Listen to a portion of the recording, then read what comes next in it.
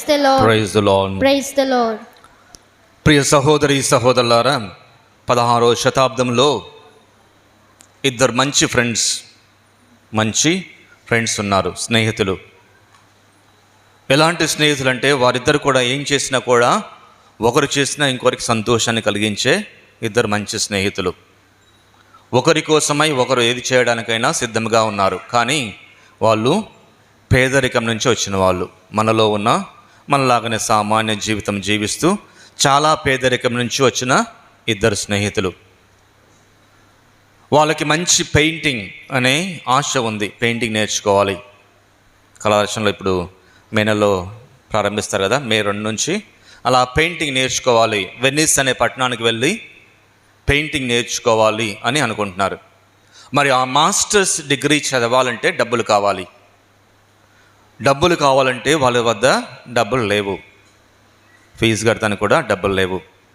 అప్పుడు ప్రియ దేవుని బిడ్డలారా, ఇద్దరు అనుకుంటున్నారు, మన ఇద్దరం పోయి చదువుకోవడం కష్టం, ఇద్దరం వెళ్ళి చదువుకోవడం కష్టం, మనలో ఒకరు పని చేద్దాము, పని చేసి సంపాదించింది ఇంకొకరికి ఫీజుగా మనం చెల్లిద్దాం. ఒకరు పని చేస్తుంటారు, ఒకరు వెళ్ళి చదువుకుంటారు. చదువుకున్న తర్వాత నువ్వు స్థిరపడిన తర్వాత ఆ డబ్బులతోనే ఇంకొక వ్యక్తిని మనం చదివించుకోవచ్చు అని ఇద్దరు స్నేహితులు లాట్ వేస్తున్నారు. అందులో ఒక అబ్బాయి, ఒకతని పేరు వచ్చేసి చదువుకోవడానికి వెళ్ళినప్పుడు, అతను పేరు ఆల్బర్ట్ ఏదో ఉంది అనుకోండి, ఏదో ఒక పేరు. అతను చదువుకోవడానికి వెళ్తున్నాడు. తన స్నేహితుడు తనను పంపించేసి తన కోసమై తన స్నేహితునికి ఆ ఫీజు చెల్లించడానికై కావలసిన డబ్బును సంపాదించడానికై అతడు కృషి చేస్తూనే ఉన్నాడు. ఎలాంటి కృషి అంటే కమ్మరి అంటే ఏంటిది, కమ్మరి పనులు ఏంటిది, పొయ్యి దగ్గర కొంచెం కత్తులు చేస్తుంటారు కదా, దాన్ని ఏమంటారు, కార్ఖానా, చేతితోని నిప్పులు అలా చేస్తుంటారు కదా, అలాంటి పని ఎక్కువగా చేస్తూ ఉన్నారు. అలా చేస్తూ కూడా డబ్బులు ఎక్కువగా సంపాదించాలి, నేను పని చేయడం ఆపేస్తే ఎక్కడ డబ్బులు తగ్గిపోతాయో, మా స్నేహితునికి ఇంకా ఇబ్బంది ఉంటుందని చెప్పేసి అతడు రాత్రనక పగలనక ఎక్కువ సమయాన్ని కేటాయించి పని చేస్తూనే ఉన్నాడు. అలా ప్రతి నెల కూడా వచ్చిన డబ్బుని తన స్నేహితునికి పంపిస్తూనే ఉన్నాడు, దూరంగా ఉన్న తన స్నేహితునికి పంపిస్తూనే ఉన్నాడు. ఆ స్నేహితుడు చక్కగా చదువుకున్నాడు, తన చదువులన్నీ ముగించుకొని తిరిగి తన ఊరికి వస్తున్నాడు. తన ఊరికి రాగానే వెళ్ళి ఆ స్నేహితుని వద్దకు వెళుతూ ఉన్నాడు. ఆ స్నేహితుని వద్దకు వెళ్ళి చూడగానే అతడి కంటి నిండా నీరు. ఎందుకంటే ప్రియ దేవుని బిడ్డలారా, ఆ వ్యక్తి నిప్పుల దగ్గర పనిచేసి చేతులన్నీ కూడా కమిలిపోయి వంకరపోయి అతడు పెయింటింగ్ బ్రష్ పట్టుకునే అవకాశం కూడా లేకుండా అంత గాయపడి ఎక్కువగా పనిచేశాడు. చేతులు కమిలిపోయాయి, ఆ వేడికి ఆ నిప్పుల దగ్గర ఎక్కువ పనిచేసేసరికి కమిలిపోతే ఏమవుతుంది, చర్మం దగ్గరగా లాక్కుంటుంది. అలా చేతులు వేర్లు కూడా వంకరపోయి తను పెయింటింగ్ వేయలేనంత స్థితిలోకి వెళ్ళిపోయాడు. అయినా కూడా ఆ వ్యక్తి తన పనిని ఆపేయకుండా తన స్నేహితుడు చదువుకోవాలి, తన స్నేహితుడు ఈ యొక్క మాస్టర్స్ డిగ్రీ సంపాదించాలని చెప్పేసి ఈ వ్యక్తి పని చేస్తూనే ఉన్నాడు. అయ్యో నా చేతులు పోతున్నాయే, మరి నేనెలానై అతడు ఆలోచించలేదు, స్వార్థం లేదు. అతను అనుకున్నదల్లా నా స్నేహితుడు గొప్ప ఆర్టిస్ట్ కావాలి అనుకున్నాడు. అలా వచ్చిన వ్యక్తి బాధపడి తను సంపాదించిన డబ్బుతో ఈ వ్యక్తిని చూసుకోవడం చేస్తున్నాడు. ప్రియ దేవుని బిడ్డలారా, ఈ వ్యక్తికి ఇచ్చిన, అంటే మంచి పెయింటర్ ఇచ్చిన ఆ గొప్ప పెయింటింగే మనందరికి కూడా ప్రార్థన అనగానే ఎక్కువగా ప్రార్థించే చేతులని మనం ఎక్కువగా మొబైల్లో కూడా చూస్తే ఏం చేస్తాము, మంచి అందమైన చేతులు పెడతారు. అక్కడ కొంచెం గమనిస్తే కొంచెం ముడతలు పడ్డ శరీరం అంతా ముడతలు పడి కొంచెం వేలు వంగిపోయిన చేతితో ప్రార్థించే చేతులుగా పెడుతున్నారు. ఆ ఆర్టిస్ట్ వేసిన వ్యక్తే అతను. అది నేర్చుకుని తన స్నేహితుని కోసమై ఆ చేతులను ప్రార్థన చేసే శక్తులుగా, అది కేవలం పని మాత్రమే కాదు, ప్రార్థన చేసే శక్తులుగా ఆ చేతుల్ని ఇలా దండం పెట్టినట్టుగా వేసి ప్రార్థనకు ప్రతిరూపంగా తన స్నేహితుడు ఇచ్చిన గొప్ప బహుమానం ప్రార్థించే చేతుల్ని. Praise the lord, praise the lord, praise the lord. కాబట్టి ప్రియ దేవుని బిడ్డలారా, నేను నా స్వార్థం అనుకోకుండా నా స్నేహితుడు బాగుండాలి, అతడు బాగుంటే నేను బాగుంటాను అనుకున్న వ్యక్తి ఈరోజు మనము కూడా ఈరోజు ధ్యానించుకోవాలి. క్రీస్తు ప్రభువు కూడా అదే చేస్తున్నాడు. నేను నా స్వార్థం కాదు, నా ప్రజలు బాగుండాలి, నా వారు రక్షింపబడాలి అని క్రీస్తు ఆ ఉద్దేశంతోనే ఈ లోకానికి వచ్చి ఉన్నారు. పాపములో చిక్కుకొని ఉన్న వీరిని రక్షించడానికి నేను నా బలిని, నా బలియాగముగా నా జీవితాన్ని ఇస్తేనే, నా శరీర రక్తములను సమర్పిస్తేనే వీరు రక్షింపబడతారు అని క్రీస్తు ప్రభు స్వార్థం లేకుండా తనను తాను త్యాగం చేసుకుంటూ ఉన్నారు. మరి మనము ఏమి చేయాలి ఈరోజు అంటే, ప్రియ దేవుని బిడ్డలారా, ఒకసారి యోహాను శుభవార్త 19వ అధ్యాయము 37వ వచనం ఒకసారి చదవండి.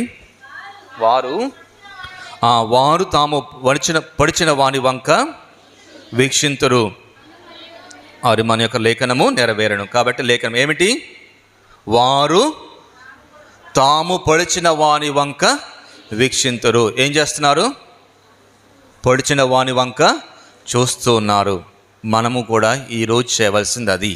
ఏం చేయాలి? ఈరోజు సిలువను ముసుకేస్తారా? Very good. సిలువ మీద క్రీస్తు ప్రభుని మోసుకువేస్తున్నాం. కానీ మనం ఏం చేయాలి? ఆ సిలువను ఈరోజు చూడాలి. సిలువను మోసుకుని వచ్చాం. తాము పొడిచిన వాని వంక వీక్షింతురు. మనము కూడా ఆ సిలువను చూడాలి. ఆ సిలువ నుంచి రక్షణ పొందే విధముగా క్రీస్తు ప్రభు నా కోసం మరణించారు, నా కోసమై తను మరణించాడు అని మనము గమనించాలి. ప్రియ దేవుని బిడ్డలారా, అదే పునీత పౌలు గారు సిలువ మీద ఉన్న క్రీస్తు ప్రభుని కూడా చూస్తున్నాడు. అందుకే తను యూదుడుగా ఉండి క్రైస్తవులను హింసించే వ్యక్తిగా ఉన్న వ్యక్తి మారు మనసు పొంది క్రీస్తు కోసమై మరణించడానికి కూడా, సువార్తను బోధించడానికి కూడా సిద్ధపడి ఉన్నాడు. అదే మనం చూస్తున్నాం. ఒకసారి చూడండి, పునీత పౌలు కొరింథీయులకు రాస్తున్న మొదటి లేఖ 1వ అధ్యాయము 18వ వాక్యము.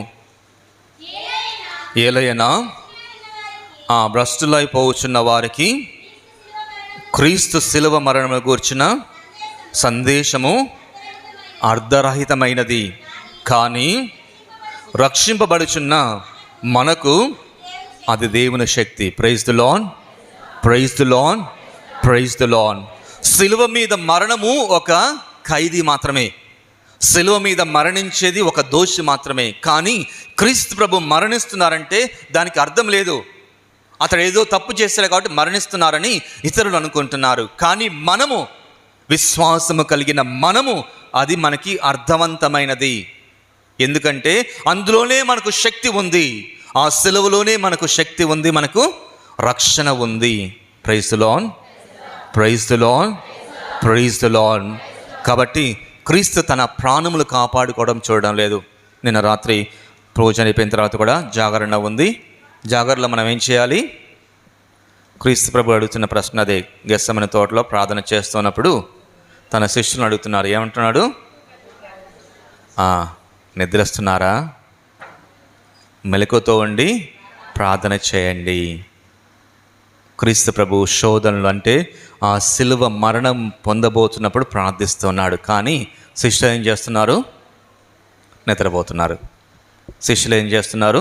నిద్రపోతున్నారు. అర్థం కావట్లేదు వాళ్ళకి. ఎందుకంటే ఆయన రాజు, ఆయన మెస్సయ్య, ఆయన చేస్తాలని చూసిన. కానీ క్రీస్తు ప్రభు తెలుసు, తను ప్రార్థిస్తున్నాడు. ఇదిగో తండ్రి, నీ చిత్తమైతే ఈ పాత్ర నా నుంచి తొలగించము, కానీ నా చిత్తము కాదు, నీ చిత్తమే జరుగునుగాక. Praise the lord, praise the lord, praise the lord. కాబట్టి ప్రియ దేవుని బిడ్డలారా, తన చిత్తాన్ని, దేవుని చిత్తాన్ని నెరవేర్చడానికి ఆ చిత్తం ఏమిటి? క్రీస్తు ప్రభు సిలువ మీద మరణించడం, క్రీస్తు ప్రభు చిందించే రక్తము ద్వారా మనము రక్షణ పొందడం. అదే దేవుని చిత్తం, అదే దేవుని చిత్తం ప్రియ దేవుని బిడ్డలారా. కాబట్టి క్రీస్తు ప్రభువే మనకు తెలియజేస్తున్నారు, క్రీస్తు ప్రభువే మనకి అర్థమయ్యే రీతిగా చెప్తున్నారు. యోహాను శుభవార్త 3వ అధ్యాయము 14వ వాక్యం ఒకసారి చదవండి. మోషే ఎడాల్లో ఎట్లు సర్పమును ఎత్తెనో ఆయన విశ్వసించు ప్రతి వాడును నిత్య జీవం పొందుటకు అట్లే మనుష్య కుమారుడు ఎత్తబడవలెను. Praise the lord. Praise the lord, praise the lord. కాబట్టి మోషే ఏ విధంగానైతే సర్పాన్ని కొయ్య మీద ఎత్తున్నారో ఎందుకు ఇజ్రాయేల్ ప్రజలు దేవునికి వ్యతిరేకంగా వెళ్ళినప్పుడు సర్పమును పంపిస్తున్నారు, సర్ప కాటుకి వర్ణిస్తున్నారు. ఆ సర్ప కాటు నుంచి తప్పించుకోవడానికై, జీవాన్ని పొందడానికై, మరణించకుండా ఉండడానికై వాళ్ళు ఏం చేయాలి? ఈ సర్పాన్ని చూడాలి. ఎత్తబడిన ఆ సర్పాన్ని మనం చూడాలి. అది కేవలం జీవాన్ని పొందడానికి మాత్రమే. కానీ మనం ఆది కాండంలో చూసినట్లుగా ఈ లోకానికి పాపం ఏ విధంగా వస్తుంది? ఏ విధంగా వస్తుంది? సర్పము ద్వారానే ఆ స్త్రీని ఇదిగో ఇది తినవలదు అంటున్నాడా? అదేమి లేదు, తినండి, మీకు తెలివితేటలు వస్తాయని చెప్పేసి సర్పము ద్వారా సైతాను శోధిస్తూ ఉంది. ఆ సర్పాన్ని జయించడం కేవలము ఎత్తబడిన సర్పాన్ని చూసి మనము జీవాన్ని పొందడం మాత్రమే కాదు, అది మాత్రమే కాదు, ఇదిగో సిలువ మీద ఎత్తబడిన ఈ క్రీస్తును చూసినప్పుడు మనము కేవలం జీవించడం కాదు, నిత్య జీవితాన్ని పొందుతాము. నిత్య జీవితం పొందడానికై ఆయన ఎత్తబడుతున్నాడు అని క్రీస్తు ప్రభువే తెలియచేస్తున్నారు. Praise the lord, praise the lord, praise the lord. కాబట్టి మనము ఆయనను చూడాలి. ఎందుకు చూడాలి? రక్షణ పొందాలి అంటే ఎందుకు చూడాలి? నిత్య జీవితాన్ని పొందాలంటే చూడాలి. ఎందుకంటే ఆయన నా కోసమై మరణించున్నా కాబట్టి నేను ఆయన్ని చూడాలి. చూసినప్పుడే తెలుస్తుంది క్రీస్తు ప్రభు నా కోసమై మరణించి ఉన్నాడని, నా కోసమై తను మరణించున్నాడు. Praise the lord, praise the lord, praise the lord. కాబట్టి ప్రియ దేవుని బిడ్డలారా, ఆ సర్పము ఏ విధంగానైతే శోధించి మరణాన్ని ఈ లోకానికి తీసుకుని వచ్చిందో, పాపం యొక్క వేతనము మరణం. ఆ సైతాను సర్పము ద్వారా ఈ లోకానికి తీసుకుని వచ్చింది మరణం. కానీ మరణాన్ని జయిస్తూ ఉన్నాడు క్రీస్తు ప్రభు. ఆ మరణాన్ని అనుభవించిన క్రీస్తు ప్రభు మృత్యుంజయుడిగా లేవబోతున్నాడు, మరణాన్ని జయించబోతున్నాడు. అన్ని విధాలుగా కూడా మనవలె జీవించాడు. ఎప్పటి వరకు? మరణం వరకు కూడా. ఎప్పటి వరకు? మరణం వరకు కూడా. సెలవు నుంచి దూకేసి ఇదిగో మీరు రక్షణ పొందారని చెప్పవచ్చు కదా, మ్యాజిక్ చేయవచ్చు కదా. ప్రశ్నలు అడుగుతున్నారు సైనికులు, కింద ఉన్న వాళ్ళు కూడా అడుగుతున్నారు, ఇదిగో నీవు నిజంగా రక్షకులైతే దిగిరమ్ము, విశ్వసిస్తాం అంటున్నారు. అవునవును, దిగి వస్తే వాళ్ళు వెంటనే విశ్వసిస్తారు. అవును, గుడ్ల వల్ల అద్భుతాలు జరిగితే అక్కడ దేవుడు ఉన్నాడు, లేదంటే లేదు వేరే సంఘానికి వెళ్ళిపోతాం. అంతేనా? Praise the lord, praise the lord, praise the lord. కాబట్టి ప్రియ దేవుని బిడ్డలారా, మనము చేయవలసింది ఏమిటిది? ఆయన చూడాలి, ఆయనతో ఉండాలి. ఈరోజు రేపు మనం చేయవలసింది ఆయనతోనే ఉండాలి. ఆయన నా కోసం నీ కోసం మరణించి ఉన్నాడు. ఏ విధంగా మనం చూడాలంటే ఒకసారి చూడండి, లూకా శుభవార్త 23వ అధ్యాయము 47వ వచనము. దానిని చూచి శతాధిపతి దేవుని స్తుతించుచు నిశ్చయముగా ఇతడు నీతిమంతుడు అనెను. నిశ్చయముగా ఇతడు నీతిమంతుడు అనెను. దానిని చూచి ఏం చూస్తున్నాడు? దానిని చూచి ఎవరిని చూస్తున్నారు? శతాధిపతి. శతాధిపతి అంటే ఎవరు? అతడు యూదుడు కాదు, అతడు క్రీస్తు ప్రభు యొక్క అనుచరుడు కాదు. కానీ క్రీస్తు ప్రభు శిలువ మీద వేలాడుచు ఇదిగో తండ్రి వీరేమి చేయుచున్నారో వీరికి తెలియదు అని ప్రార్థిస్తున్నాడు. తండ్రి వీరేమి చేయుచున్నారో వీరికి తెలియదు అంటున్నారు. తండ్రి నా ఆత్మను నీ చేతికి అప్పగించుతున్నానని పలుకుతున్నారు. ఇవన్నీ కూడా శిలువ మీద పలుకుతున్న 7 వాక్యాలు ఉన్నాయి కదా. అది చూసిన శతాధిపతి చూసి ఇతడు నిజముగా నీతిమంతుడు. Praise the lord, praise the lord, praise the Lord. శతాధిపతి యూదుడు కాదు, అన్యుడు క్రీస్తు ప్రభును చూశాడు. శతాధిపతి క్రీస్తు నిజముగా చనిపోతున్నా లేదని చూసే వ్యక్తి. అంటే రోమా సామ్రాజ్యం నుంచి వచ్చిన వ్యక్తి. క్రీస్తు ప్రభు అంటే ఒక క్రిమినల్, చనిపోయా లేడా అని తెలియచేయడానికి ఉన్న వ్యక్తి. అది చూసిన వ్యక్తి చనిపోవడానికి చెప్పడం లేదు, ఇతడు నిజముగా నీతిమంతుడు అని విశ్వసిస్తున్నాడు. Praise the lord, praise the lord, praise the lord. కాబట్టి మనము కూడా క్రీస్తు ప్రభుని చూస్తున్నప్పుడు, శిలువ మీద వేలాడుచున్న క్రీస్తు ప్రభుని చూస్తున్నప్పుడు మన విశ్వాసము కూడా అభివృద్ధి చెందాలి, ఇంకా ఎక్కువ అవ్వాలి. శిలువను మోయాలి, మోస్తాము. కానీ సిలువను ఎంతమంది మన హృదయాల్లో మోస్తూ ఉన్నాం? మన హృదయాల్లో సిలువను ఎంతమంది మనం ఆరాధిస్తూ ఉన్నాం? ఆ శతాధిపతి వలె మనము కూడా నిజముగా ఇతడు నీతిమంతుడు అని చెప్పగలం. ప్రియ దేవుని బిడ్డలారా, అదే మనం చూస్తున్నాం. చక్కటి పాట మళ్ళీ మళ్ళీ పాడుతూనే ఉన్నాం కాబట్టి, సిలువలో సాగింది యాత్ర, మంచి పాట. అందరు పాడుకుందాం, ఒకసారి పాడుకుందామా? మాస్టర్ గారు పాడతారా? సిలువలో సాగింది యాత్ర, కరుణామయుని దయగల పాత్ర. సిలువలో సాగింది యాత్ర, కరుణామయుని దయగల పాత్ర. ఇది ఎవరి కోసమో? ఈ జగతి కోసమే, ఈ జనుల కోసమే, ఈ జగతి కోసమే, ఈ జనుల కోసమే. సిలువలో సాగింది యాత్ర, కరుణామయుని దయగల పాత్ర. పాలుగారు దేహంబు పైన పాపాత్ముల కొరడాలు ఎన్నో. పాలుగారు దేహంబు పైన పాపాత్ముల కొరడాలు ఎన్నో. నాట్యమాడినాయి, నడివీధిన నడిచాయి. నాట్యమాడినాయి, నడివీధిన నడిపాయి. నోరు తెరువలేదా ఏ ప్రేమ, బదులు పలుకలేదా ఏ ప్రేమ. నోరు తెరువలేదా ఏ ప్రేమ, బదులు పలుకలేదా ఏ ప్రేమ. ఇది ఎవరి కోసమో? ఈ జగతి కోసమే, ఈ జనుల కోసమే, ఈ జగతి కోసమే, ఈ జనుల కోసమే. సిలువలో సాగింది యాత్ర, కరుణామయుని దయగల పాత్ర. Praise the Lord. Praise the Lord. Praise the Lord. Praise the Lord. Praise the Lord. Praise the Lord. Praise the Lord. Praise the Lord. యెషయా గ్రంథము 53వ అధ్యాయము 5వ వాక్యము, 4-5 వాక్యాలకు చదవండి.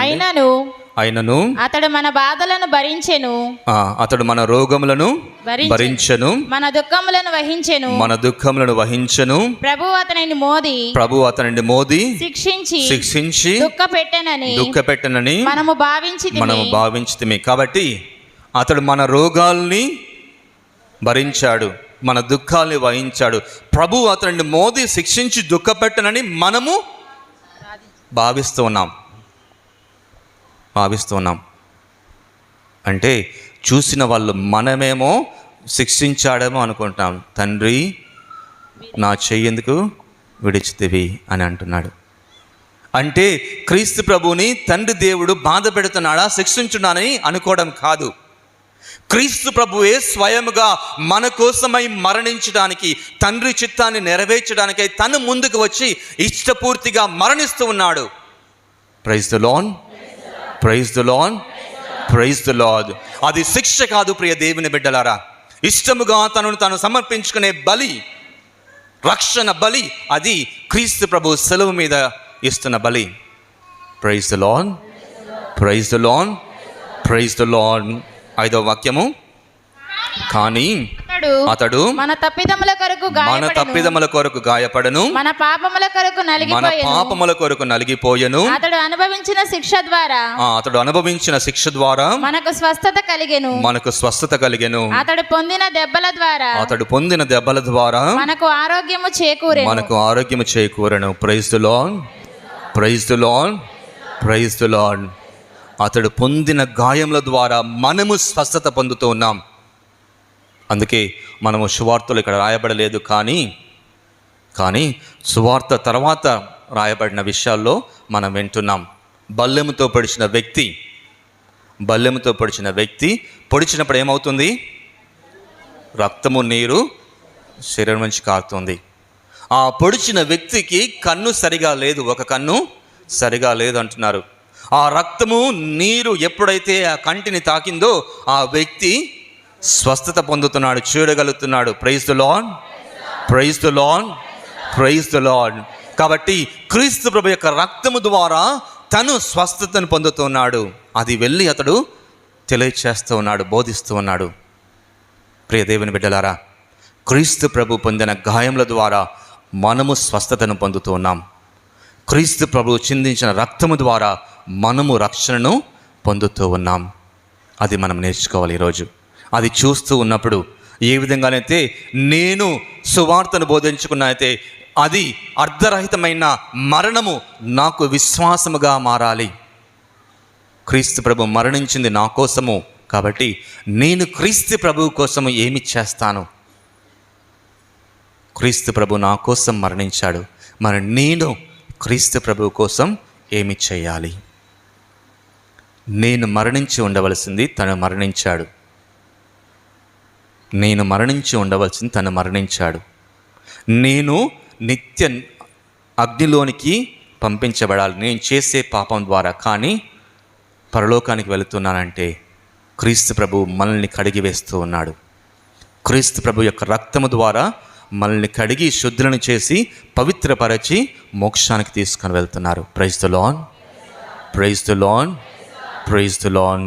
అంత గొప్ప త్యాగపూరితమైనది క్రీస్తు మరణం, శిలువ మీద మరణం. అది సాధారణమైన మరణం కాదు. దాదాపుగా 9 గంటల నుంచి 3 గంటల వరకు కూడా క్రీస్తు ప్రభు శిలువ మీద వేలాడుతూనే ఉన్నాడు. తెలుసు మీకు, శిలువ మీద ఆల్రెడీ చెప్పుంటాను. ఆ మరణం ఎంత క్రూరమైందంటే చేతుల్లో మేకులు ఎక్కడ కొడతారు? ఇక్కడ కాదు, మనకందరు ఇక్కడ చూపిస్తారు. కొట్టేది ఎక్కువగా ఇక్కడ, ఎందుకంటే జాయింట్ ఉంటుంది, చీలిపోకుండా ఉండటానికై ఇక్కడ కొడతారు. బరువు పడ్డా కూడా చీలిపోకుండా ఉండడానికి ఎముకలు ఇక్కడ కలుస్తూ ఉంటాయి కాబట్టి ఇక్కడ చేతులు కొట్టారు, అరికాల్లో మేకులు కొట్టారు. శిలువ మీద వేలాడుచున్నప్పుడు కాళ్ళలో మేకు ఉంది కాబట్టి కాళ్ళ మీద భారం వేస్తే ఆ కాళ్ళలో ఉన్న గాయం ఎక్కువయ్యి రక్తం ఎక్కువగా కారిపోతూ ఉంటుంది. రక్తం కారిపోయే కొద్దీ ఇంకా నీరసం అవుతూ ఉంటాడు. ఎక్కువసేపు కాళ్ళ మీద నిలబడలేడు. వెంటనే చేతుల మీద భారం వేయాలి. చేతుల మీద భారం వేసినప్పుడు చేతులు లాగుతూ ఉంటాయి. ఆ చేతులు రొమ్ము మీద, అంటే చెస్ట్ మీద భారం ఎక్కువగా పడుతూ ఉంటుంది. ఊపిరి పీల్చుకోవడం కూడా చాలా కష్టంగా ఉంటుంది. మీరే ఒక 10 నిమిషాలు వేలాడి చూడండి. చేతుల మీద, చెస్ట్ మీద భారం పడి ఊపిరి పీల్చుకోవడం కూడా కష్టంగానే ఉంటుంది, సులభం కాదు. ఎక్కువసేపు చేతుల మీద ఉండలేడు. చేతుల మీద వదిలేసి బలాన్ని మరలా కాళ్ళ మీద నిలబడాలి. కాళ్ళ మీద నిలబడి బరువంతా కూడా కాళ్ళ మీద పడి ఆ గాయం ఎక్కువ అవుతూ రక్తం ఎక్కువగా కారిపోతూ ఉంటుంది. మరలా చేతుల మీద, కాళ్ళ మీద. దానితో పాటు అతి క్రూరమైన మరణం అంటే అది సులభమైన మరణం కాదు. ఏదో సిలువను చూస్తే సరిపోతుంది అనుకోవద్దు ప్రియ దేవుని బిడ్డలారా. అది క్రూరమైన మరణం.